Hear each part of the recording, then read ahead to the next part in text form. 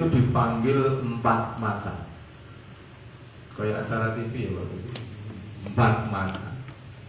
Jadi manggil itu khusus di tempat yang khusus, tidak ada orang selain Rasulullah dan Ali.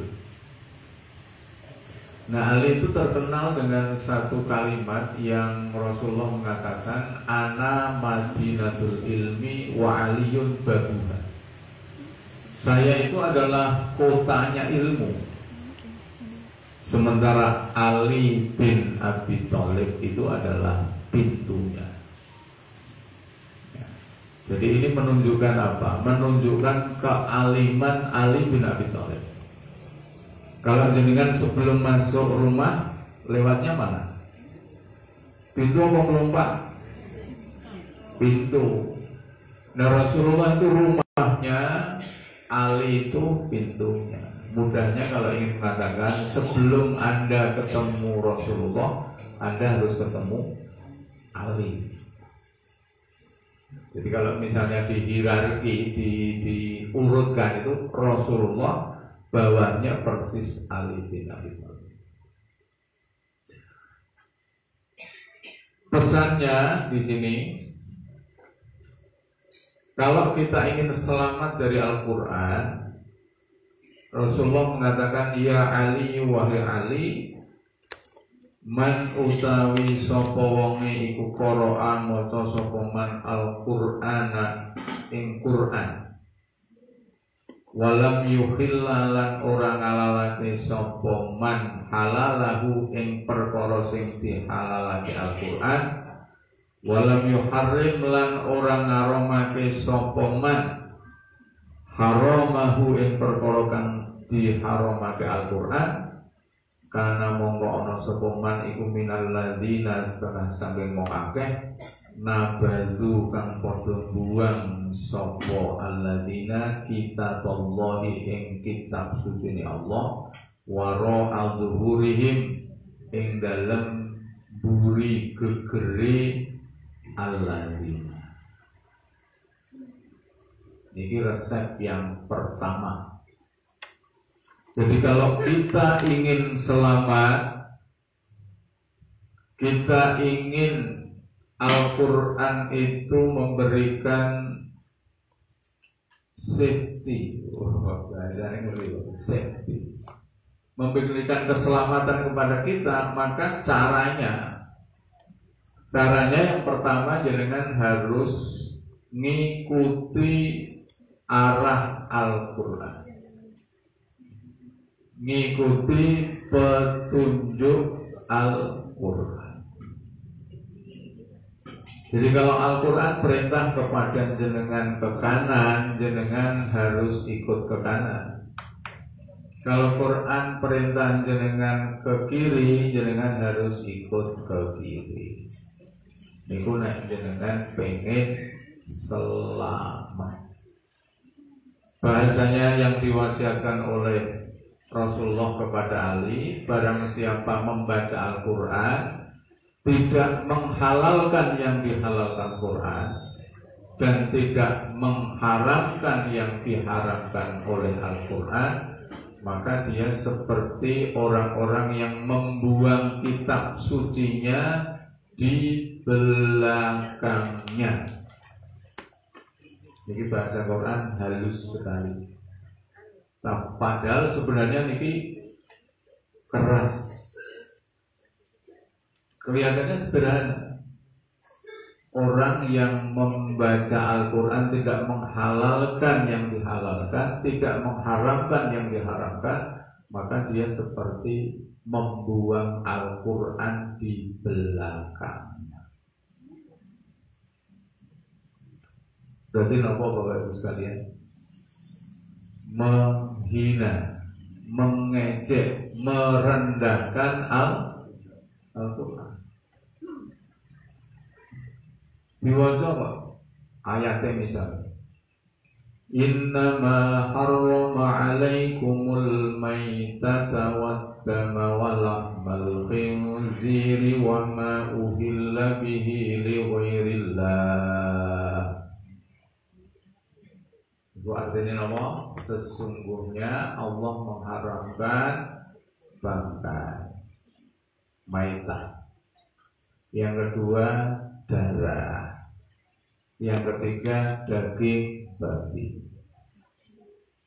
Yang keempat binatang yang disembelih tanpa menyebut nama Allah. Qurannya muni ngoten niku.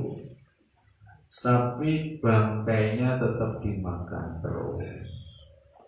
Produsen dideng atau saren masih jalan terus. Berarti orang-orang yang seperti ini adalah tidak mengikuti petunjuk Al-Quran. Berarti dia membaca Al-Quran, terus Qurannya itu ditaruh di belakangnya seperti ini.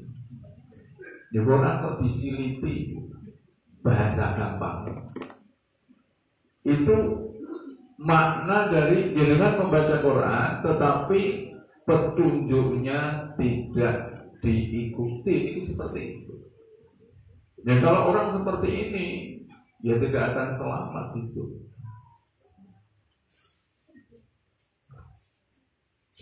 Makanya jenengan harus mengikuti apa instruksinya Al-Quran. Ya, kalau bahasa bolanya ya coach ya.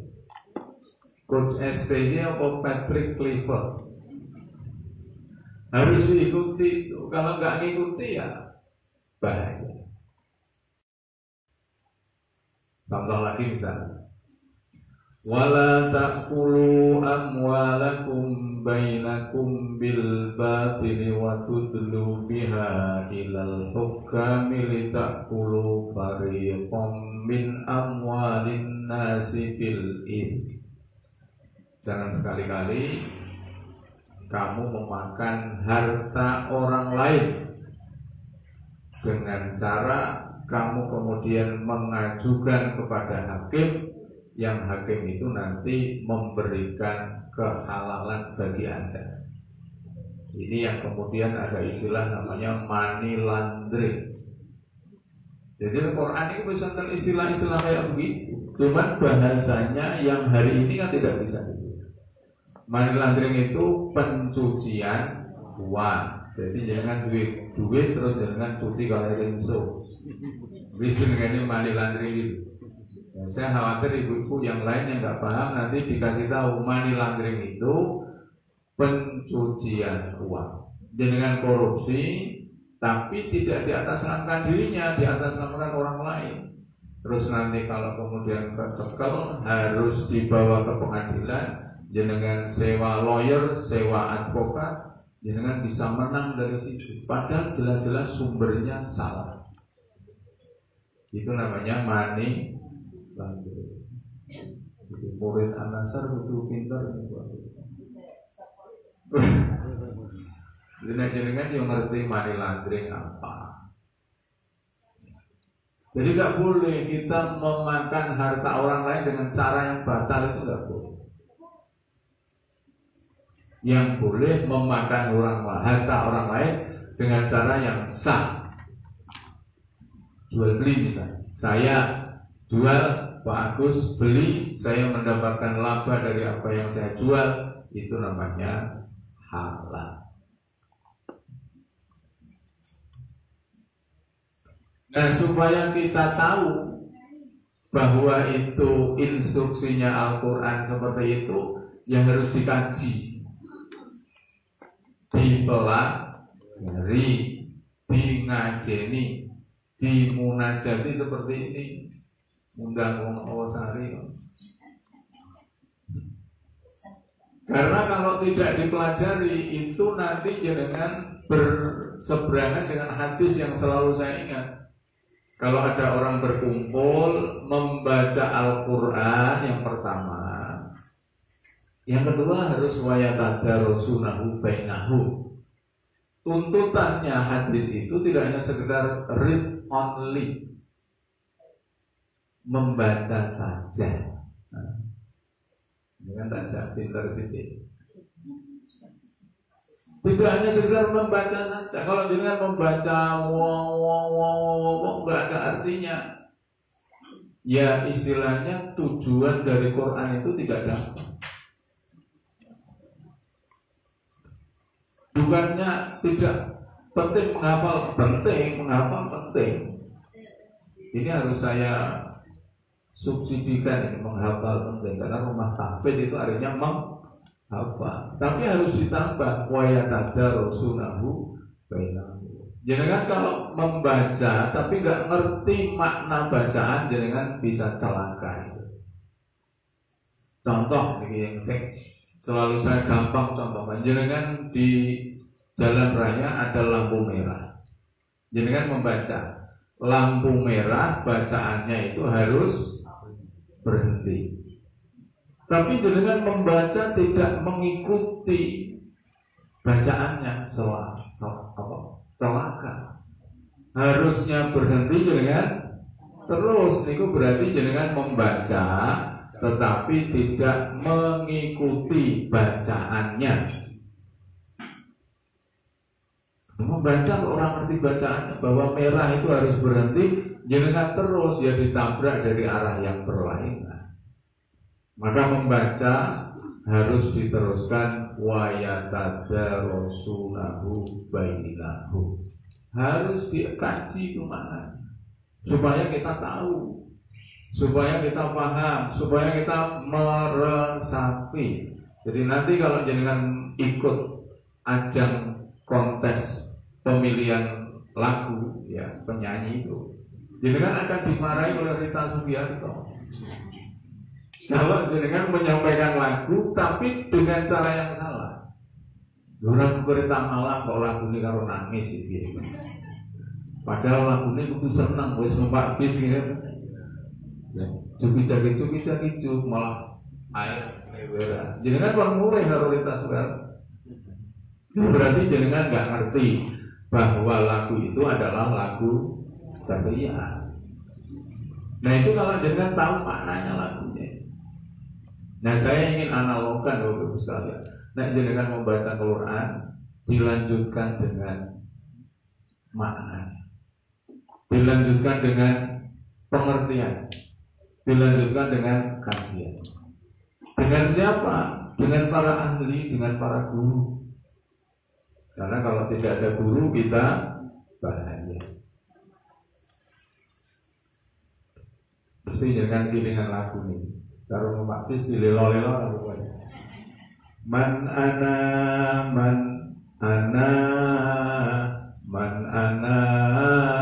lagu. Itu artinya apa? Lagu itu artinya sebenarnya mengatakan kalau tidak ada guru, saya itu nggak menjadi apa-apa. Kalau tidak ada guru, saya tidak tahu apa-apa. Siapa saya? Man ana, siapa saya? Man ana, siapa saya? Laulakum, seandainya tidak ada para guru. Jadi guru itu sangat berjasa. Dan lagu Indonesia ini yuk kayak bagus.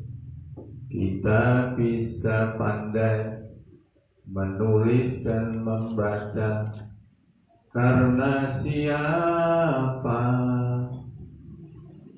TK lah. Kita jadi tahu beraneka bidang ilmu dari siapa? Ini Ustaz itu kan nyanyi kamar mandi. Kita bisa pandai dibimbing Pak Guru, kita bisa pandai dibimbing Bu Guru. Gurulah pelita, penerang gelap gulita, jasamu tiada tara. Tepuk tangan ya. Jadi saya itu suka memperhatikan lagu-lagu, kemudian saya paskan ya, kita cocokkan dengan kehidupan kita sehari-hari. Bahwa guru itu penting, guru itu luar biasa. Ya. And then bahasa Arab nih Bapak, laulal murabbi ma araftu rabbi. Seandainya kok tidak ada pendidik, maka saya tidak akan kenal dengan Tuhan. Jenengan kok tidak ada yang mendidik, mengarahkan, ya nggak akan kenal Tuhan. Kalau yang agak tinggi lagi, laulal ulama ma araftul anbiya. Seandainya tidak ada para ulama, kita tidak akan pernah kenal para nabi. Sehingga guru itu posisinya penting. Kecekel nggih maknana? Dengan kalau membaca, ikuti bacaan itu. Kalau jenengan menyampaikan sesuatu, jenengan harus ngerti lagunya itu apa, sedih atau gembira. Ya membaca ayat itu misalnya Al-Baqarah 25 ini, Pak Agus senang itu, katanya surga isinya air, kemudian isinya pasangan yang disucikan itu. Wa basyiril ladzina amanu wa 'amilus sholihati anna lahum jannatin tajri min tahtihal anhar kullama ruziqu minha min samaratir rizqan qalu hadzal ladzi ruziqna min qablu wa utu bihi mutasyabiha wa lahum fiha azwajum mutahharatu wa hum fiha khalidun. Niku nek jenengan membaca ayat itu berarti perasaan hati kita harus tenang, harus senang. Karena dikasih informasi oleh Allah bahwa surga syaratnya ada dua. Amanu yang pertama, yang kedua wa amilus sholihat. Kalau jenengan pengen masuk surga harus ada dua-duanya ini. Tidak boleh dipisah. Amanu iman, yang kedua ada lanjutan dari iman itu amal sholat. Nah nanti kalau sudah masuk surga, ini juga keyakinan kita, ya, keyakinan kita bahwa nanti di surga itu adalah ada sungai-sungai yang mengalir, jannatin tajri min tahtihal anhar. Dulu di sini ada ya Pak? Nah, sudah dibuang berarti nggak jadi surga. Oh mana? Oh iya, jadi taman. Tapi nggak ada airnya. Kalau surga ada air-air. Nah,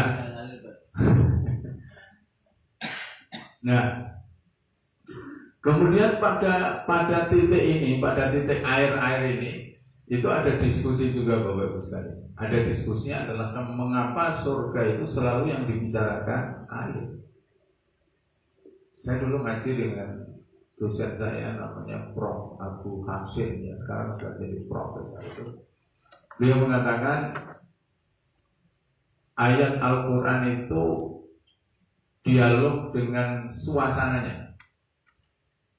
Arab itu kering, kerontang. Benar ya, mudahnya begitu ya. Arab itu nggak ada pohon-pohon, orang iso koyok Bandungan, meneh nanti Karanganyar, ya, Wonosobo nggak bisa Arab itu. Maka ketika saya ketemu Pak Agus di Arab itu saat itu, oh ya ini ketemu dengan Arab ya Pak Agus.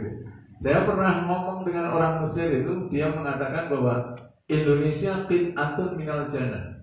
Indonesia itu adalah sepotong tanah dari surga. Nah, sehingga di dalam Al-Quran yang disampaikan itu ya air, karena orang Arab itu wah kalau dengan air senang sekali. Nah kira-kira nek Qur'ane turune ning Wonosobo bagus, mesti gedang goreng karo kopi yang disebut menduan atau pomene gitu, jagung bakar, gitu. Ya, tempe dan sebagainya. Jadi air jannatin tajri min tahtihal anhar. Terus kemudian yang kedua yang di sana adalah ada makanan-makanan. Ya, makanan. Yang makanan itu kelihatannya sama dengan yang ada di dunia tapi rasanya berbeda. Nah, di tafsirnya Al-Misbah, Prof. Quraisy itu dijelaskan kenapa kok seperti itu. Supaya orang yang pernah memakan itu tidak punya perasaan yang aneh terhadap makanan itu. Misalnya, jenengan biasa makanan ini gorengan ya Prof. Gorengan ini kan andalannya wong Indonesia. Kurmanya Indonesia gorengan. Buko orang gorengan, orang buko. Ya hamba. Terus di sana besok ada gorengan lagi supaya apa? Oh, saya sudah pernah makan itu, jadi nggak mikir-mikir. Tapi nek jenengan di sini nggak pernah makan pizza, spaghetti, apa namanya, steak itu, steak itu. Jenengan di sana dikasih steak, spaghetti, jenengan mesti bingung. Ini makanan pitik apa makanan apa? Makanya sekarang dicoba dulu di sini, jenengan kurang-kurang beli steak, spaghetti itu kayak apa, ngerti supaya besok di sana, oh itu saya sudah pernah makan, jadi saya langsung makan. Karena kalimatnya kullama ruziqu minha min thamaratir rizqan qalu hadzal ladzi ruziqna. Oh ini saya sudah pernah itu di dunia dulu. Min qablu wa utubi mutasyabih, serupa supaya jangan tidak ragu untuk memakannya. Yang terakhir, di dalam surga itu nanti ada pasangan yang disucikan. Jadi nanti pasangan-pasangannya itu sudah tidak punya rasa iri, rasa meri, rasa dendam, rasa dengki. Orang-orang surga itu seperti itu. Ya. Dalam bahasa Quran disebut dengan mutahharah. Padahal Mutahharah itu penyanyi nasib dari yang populer, orang Gunung Pati, sing lagu perdamaian itu Mutahharah. Karena bapak saya dulu pernah undang beliau. Ketika saya masih kecil ada acara pengajian yang kiroah itu beliau. Nanti dicari di YouTube siapa Who is Mutahharah. Ya. Jadi itu ya. Jadi pertama itu kita harus tahu mana Quran harus tahu. Makanya ngaji itu nggak boleh berhenti. Ngaji berhenti bodoh.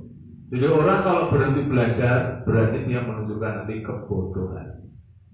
Jadi tak promosi berarti kudu dengan anak munajat terus. Jadi ngaji terus. Tapi ojo aku terus ini sih. Ya di sini arang-arang yang kangen karena Zurhiban tasdad huban, kunjungilah yang jarang-jarang saja maka cinta itu akan bertambah. Kalau ketemu terus ya bosan, kalau kayak ngomong ya, itu ya Bapak Ibu sekalian ya. Jangan harus ngerti, jangan kalau menyanyi harus ngerti lagunya. Ya, orang ngerti belajar karo Rita Sugiarto atau Inul Daratista atau Iis Dahlia. Ya jenengan bisa karo BCL iso. Ya, BCL iso. Sebenarnya Peter Pan ya apa-apa. Rosa ya apa-apa. Ya, Rafika Duri yang katanya bagus ya dulu. Ya, jadi harus belajar, menyanyi belajar. Menyanyi dalam pengertian apa? Pengertian adalah menyampaikan ayat Quran, ya. Menyampaikan ayat Quran harus dimengerti. Dua itu tuntutannya. Satu membaca, yang kedua memahami bacaan. Nah, itu syarat yang pertama kalau kita ingin selamat. Jangan sampai kita membuang Al-Quran di belakang punggung kita. Menghina Quran berarti tidak mengikuti apa yang disampaikan oleh Al-Quran. Yang kedua resepnya sekarang, jangan bisa buka di surat Toha ayat 124. Surat Toha itu surat yang ke-20 kalau nggak salah. Di sana nanti kita simpulkan resepnya Quran.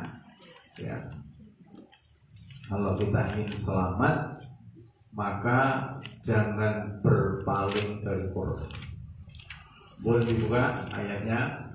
Nanti jangan dikira saya ngapusi orang ono ayatnya Pak. Nah, makanya saya kadang-kadang kalau ngaji itu kita iri dengan tetangga sebelah.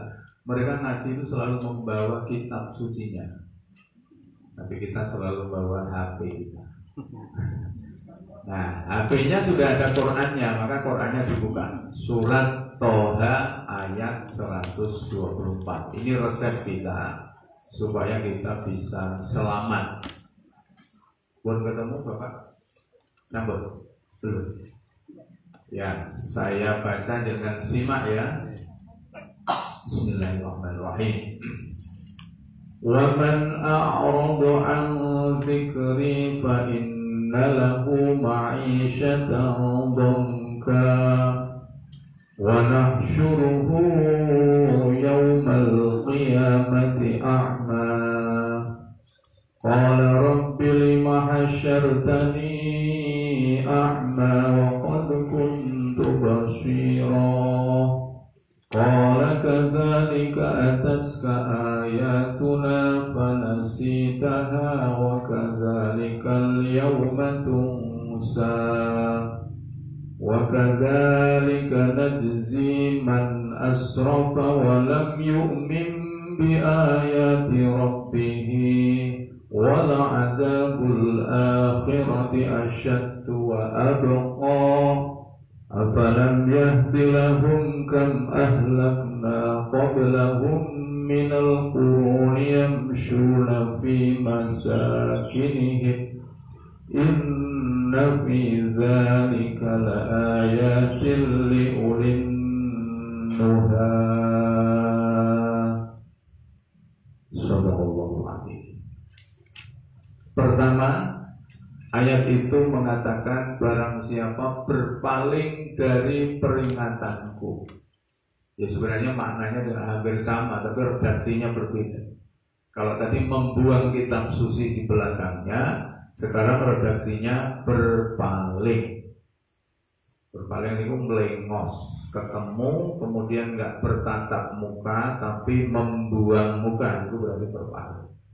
Nah yang dimaksud di sini berpaling itu adalah ada ayat Quran dibaca, ada perintah larangan Quran dibaca, kita bahasa orang durungan halah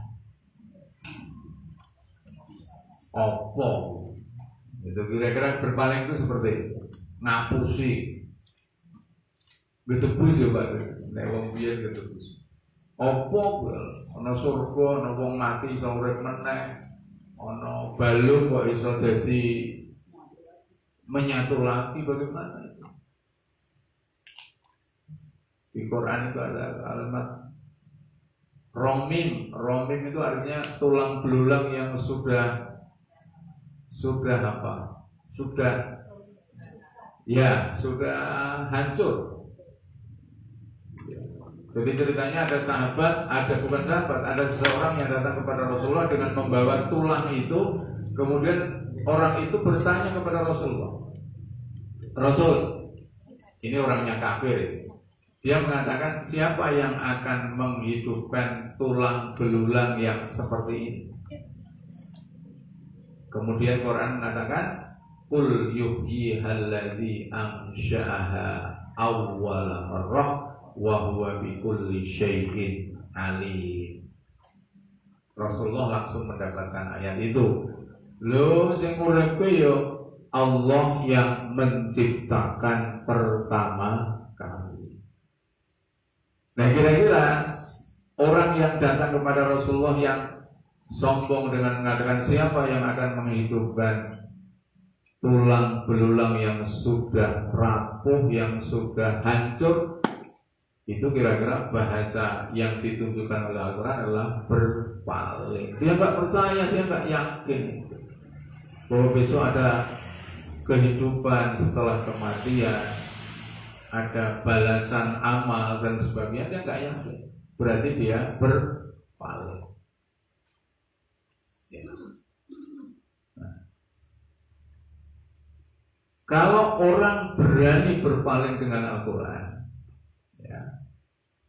brandingnya rumah takfir. Kalau orang berani berpaling dengan Al-Quran, fa inna lahu ma'isyatan dongka, maka orang itu akan mengalami kehidupan yang sempit.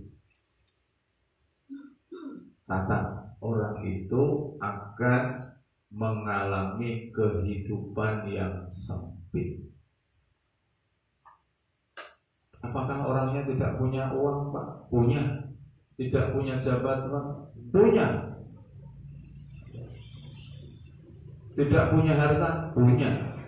Tapi sempit kehidupan. Hartanya triliunan, tapi ternyata dikejar-kejar KPK, sempit. Sempit. Bahkan karena dikejar, dia menghilang dan dia tidak bisa balik. Itu adalah Harun Masiku. Jadi ini kita perlu sampaikan. Kalau orang berani dengan Al-Quran, maka kehidupannya menjadi sempit. Hartanya, uangnya, jabatannya, keluarganya, rasa-rasanya tidak ada manfaat untuk dirinya.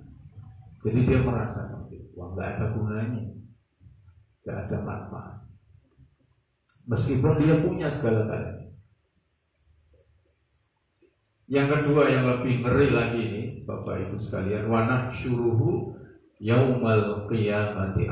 Nanti akan dikumpulkan di akhirat dalam kondisi buta. B-U-T-A, buta. Dua ini. Berani kepada Al-Quran, hidupnya sempit, di akhiratnya buta. Jadi ini ilustrasi sekaligus pernyataan Allah yang nanti orang-orang yang sudah buta di akhirat sana, yang melupakan Al-Quran, berpaling dengan Al-Quran, kemudian ilustrasinya ditanyakan. Qala rabbi lima hasyartani a'ma wa qad kuntu basira. Dia tanya sama Allah, ya Allah, kenapa engkau aku kumpulkan dalam kondisi buta, sementara ketika saya di dunia melihat segala-galanya. Awas, bukan orang abang-abang ya buat ini bodoh. Orang abang-abang, orang biru-biru itu, awas banget. Loh, kenapa Allah, saya ketika di dunia saya melihat semuanya. Ya. Lu namanya saya melihat, cantik, BCL saya melihat, semuanya saya, Rosa saya melihat. Tapi kenapa jenengan engkau jadikan saya sekarang ini buta? Nah, padahal buta di akhirat lebih ngeri daripada buta di dunia. Kalau di buta di dunia itu malah orang selamat, ya, karena dia tidak melihat apa-apa. Dosanya lebih kecil dari orang yang buta daripada yang tidak. Apalagi kita punya lihat beberapa pengalaman orang-orang yang buta itu justru hafal Al-Quran. Kulo jangan sing wasis hafal orang. Terus digunakan kan gopo pribadi. Ini sindiran. Dijawab sama Allah. Qala kadzalika ataska ayatuna fanasitaha wa kadzalikal yauma tunsa. Oh, kamu saya jadikan buta itu karena ketika datang kepadamu ayat-ayatku ketika di dunia, kamu melupakannya, kamu mengabaikannya. Muncul ayat Quran, ya ayyuhalladzina amanu kutiba alaikumussyiyam. Dikon poso ya ora poso. Wa ashiruhunna bil ma'ruf, pergaulilah pasanganmu dengan cara ma'ruf. Malah terjadi KDRT. Tapi saya ini wong lu sebalik mana Lesti kalau Bilar KDRT. Lapal dong, kene koncoku ya. Artis tuh. KDR, kekerasan dalam rumah tangga. Padahal jauh sebelum itu Rasulullah sudah mencontohkan kalau dengan pasangannya harus romantis, termasuk cara memanggilnya. Rasulullah memanggilnya ya Umairah, wahai istriku yang kemerah-merahan pipinya.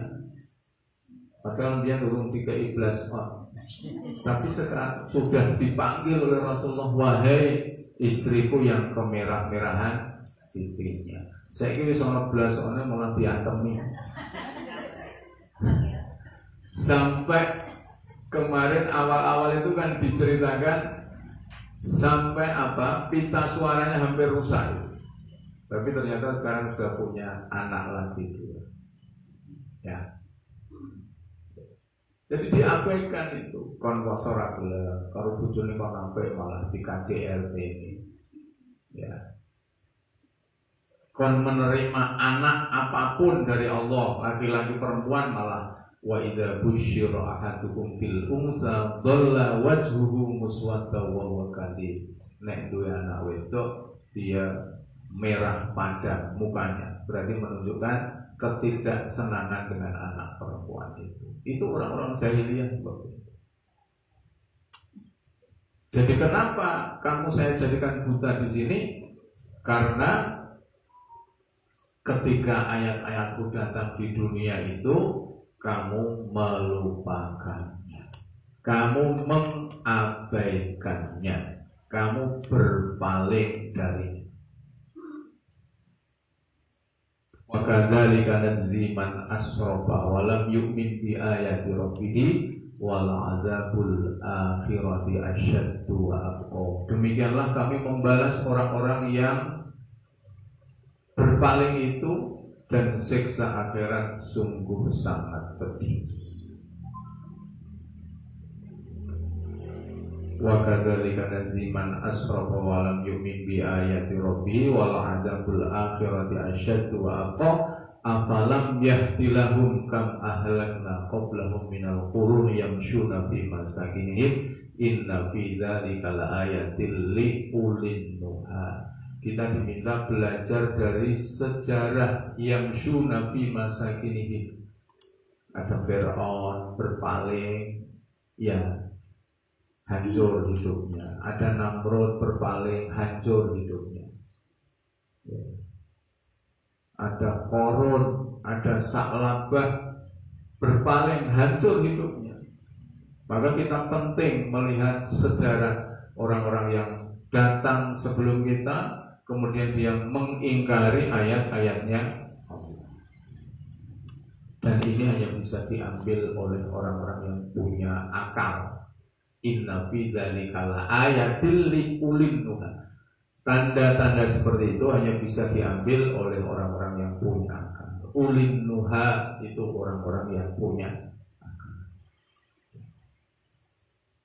Jadi ini menjadi peringatan bagi kita. Jangan sampai kita berpaling dari Al-Quran. Branding banget ya Pak. Branding banget. Yang terakhir Bapak Ibu sekalian, ya ini saya ingin akhiri dengan sebuah wasiat Nabi juga kepada Ali, ya, di kitab Wasiatul Mustafa. Hadis ini mengatakan tentang sebenarnya pahala bacaan, pahala sedekah, pahala sesuatu yang kita berikan kepada orang-orang yang sudah mati itu sampai apa tidak. Ini menjadi dasar. Karena nanti biasanya kadang-kadang ada orang yang sukanya itu dalil. Dan jadi kan tak kayak dalilnya ini supaya nanti kalau ada orang bertanya tentang sedekah kuwi ora iso tekan sing ahli kubur, jadi kan ndongake ora iso tekan. Ini dalilnya seperti itu. Ya Ali wa ya Ali tasaddaq ala mautaka. Bersedekahlah kamu untuk orang-orang yang sudah meninggalkan kamu. Jadi Rasulullah berpesan kita diminta untuk sedekah kepada orang-orang yang sudah meninggal. Orang tua kita, bisa jadi saudara kita, guru-guru kita bisa. Nah sedekah itu dalam kitab hujjah ahli sunnah wal jamaah kalangannya Mbah Kiai Ali Maksum Jogja itu disebutkan macam-macam, tidak hanya sekedar materi, bisa juga bacaan Quran, bacaan Fatihah dan sebagainya bisa. Jadi misalnya hari ini kita membaca Fatihah, kita khususkan untuk orang tua kita, itu bagian dari sedekah. Nah, pertanyaan yang berikutnya tadi saya sampaikan, apakah sampai sedekah itu? Maka hadis ini melanjutkan, fa innallaha ta'ala qad wakala malaikatan yahmiluna shadaqatil ahya'i ilaihi. Sesungguhnya Allah telah mewakilkan kepada malaikat untuk membawa sedekah-sedekah orang yang sudah hidup itu kepadanya. Jadi sebelum ada kurir hari ini yang online itu dulu sudah ada lebih dahulu kurir. Kurirnya adalah para malaikat. Berarti bacaan Fatihah kita, bacaan Quran kita, dengan sedekah apapun, ya, itu akan dibawa oleh malaikat kepada. Ya wong kurir saiki wis jenengan nyampe kok, mosok malaikat orang nyampe. Caranya kan GPS. GPS itu golek penduduk setempat. Ana jenengan GPS ngeten ora iso maca, jenengan GPS golek penduduk setempat. Rumah tawet anasar jenengan dikai Sherlock ora iso ya takok karo penduduk setempat. Jadi dibawa. Lah mereka GPS-nya sudah sangat canggih, malaikat tidak seperti kita. Kangelan, kadang titiknya di sini sebentar rumahnya di sana. Kadang-kadang kan orang yang ngawur kayak gitu. Ya, blusuk. Saya pernah dikasih GPS mau nomor cuma malah dikonek kuburan. Itu berarti kan GPS yang Mbah Google orang valid, orang presisi belas. Nah kalau malaikat, Allah mengutus malaikat yang mesti pas. Malaikat itu disebut hak karena malaikat itu tidak pernah mengurangi dan menambahi seperti kulo jelas. Nek dititip duit kurang, nek dititip omongan tambah. Kuwi kulo jenengan. Tapi nek malaikat ora kon muni Iqra bismi rabbikal ladzi khalaq. Yang disampaikan yaitu. Makanya kalau Quran itu yang menurunkan itu haknya itu Allah. Yang diminta menurunkan itu adalah malaikat Jibril, itu hak juga. Yang menerima Nabi Muhammad itu juga hak. Nabi Muhammad gak pernah ngurangi, gak pernah nambahi. Nabi Muhammad diminta mengatakan Qul huwallahu ahad, ya Nabi Muhammad mengatakan Qul huwallahu ahad. Kalau Nabi Muhammad mengurangi, kulnya dibuang. Seharusnya kan dibuang. Katakanlah Muhammad bahwa Allah itu esa. Kok dibaleni meneh? Katakanlah Muhammad bahwa Allah itu esa. Berarti Nabi Muhammad enggak mengurangi. Harusnya kulnya itu dibuang kalau Nabi Muhammad mengurangi. Jadi jangan percayalah dengan malaikat. Ya, malaikat. Fayafrahuna biha, kemudian orang-orang ahli kubur itu merasa happy. Yafrahuna happy bahasa sekarang. Tapi bukan rungkat ya. Itu happy asmara kalau rungkat. Apa boleh dalan liyane? Boleh. Ya kuwi ya happy asmara. Nek kudungan jane yo ayu ngene ngaji ngene Gus Ikdam kudungan malah nyanyi itu. Yo ayu kan. Ya betul. Jadi wayang rawona ya. Orang-orang yang jenengan kirim itu kemudian senang Pak, happy, alhamdulillah aku dikirimi Pak Agus bacaan Quran. Mesti senang. Kita doakan Pak siapa itu? Pak Bambang ya, kita doakan hari ini Al-Fatihah, semoga beliau nyaman di kuburnya, diterima amalnya, diampuni segala dosanya. Al-Fatihah.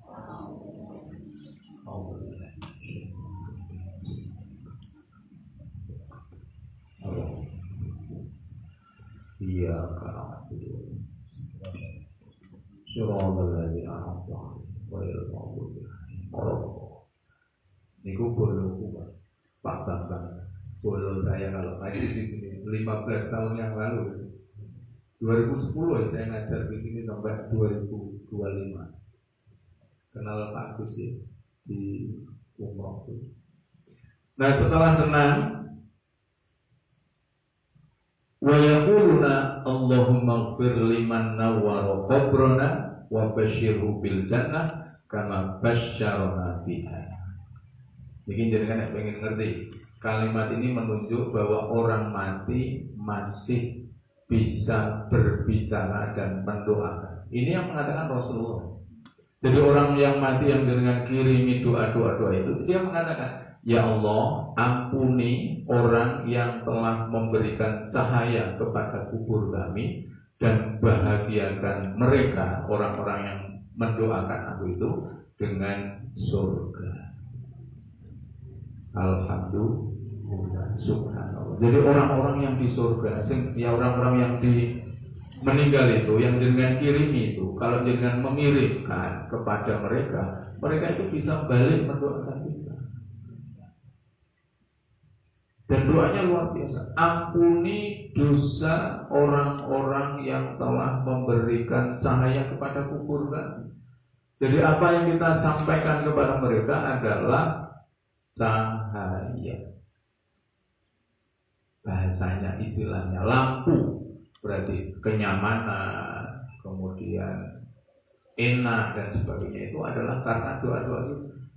Hadis lain mengatakan laulal ahya ala halakal amwat. Seandainya tidak ada orang yang hidup, maka orang-orang yang mati itu akan rusak. Maksudnya rusak apa? Orang langsung ndongake. Banyaklah mendoakan kepada ahli kubur.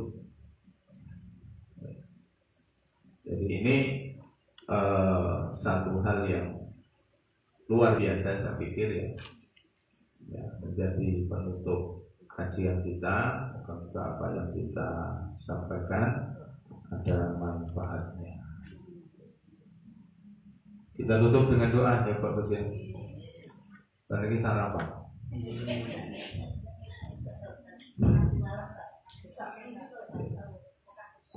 Bismillahirrahmanirrahim. Alhamdulillahirabbil alamin.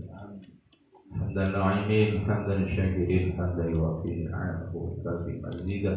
Ya Rabbana lakal hamdu wa ma yanbaghi li jalali wajhikal karim wa 'alaihi sultan. Allahumma shalli ala sayyidina Muhammad wa ala ali sayyidina Muhammad. Allahumma ighfir lana dhunubana wa liwalidayna warhamhuma kama rabbayana shighara. Allahumma inna nas'aluka ridhaka wal jannah wa na'udzubika min sakhatika wan nar. Allahumma innaka 'afuwwun karim tuhibbul 'afwa fa'fu 'anna. Allahumma taqabbal minna shalatana wa siyamana wa ruku'ana wa sujudana wa ta'abbudana wa takhashu'ana wa tamim taqsirana ya Allah ya Rabbal alamin. Ya Allah, jika hari ini ada di antara kami yang sakit, maka Engkau sembuhkan ya Allah. Jika hari ini ada di antara kami yang susah, maka Engkau gembirakan ya Allah. Jika hari ini ada di antara kami yang sulit, maka Engkau mudahkan ya Allah. Berikanlah kemudahan kepada kami, kepada keluarga kami, kepada anak-anak kami, kepada murid-murid kami. Berikan kesehatan kepada kami semuanya ya Allah. Berikanlah rezeki yang halal berkah bagi kami. Jauhkanlah rezeki yang haram dari kami ya Allah. Ya Allah, selamatkanlah dunia kami, lebih-lebih akhirat kami ya Allah. Ya Allah, kumpulkan kami semuanya nanti di akhirat dalam keadaan husnul khatimah. Rabbana atina fid dunya hasanah wa fil akhirati hasanah wa qina adzabannar. Subhana rabbika rabbil izzati amma yasifun wa salamun alal mursalin walhamdulillahi rabbil alamin. Demikian Bapak Ibu yang dirahmati Allah, mohon maaf atas segala kekurangan. Ya, ini mumpung di bulan Ramadan, kita sama-sama memaafkan ya, sehingga nanti kita bersih semuanya. Saya akhiri, billahi taufiq wal hidayah wal afu minkum. Wassalamualaikum warahmatullahi wabarakatuh. wabarakatuh.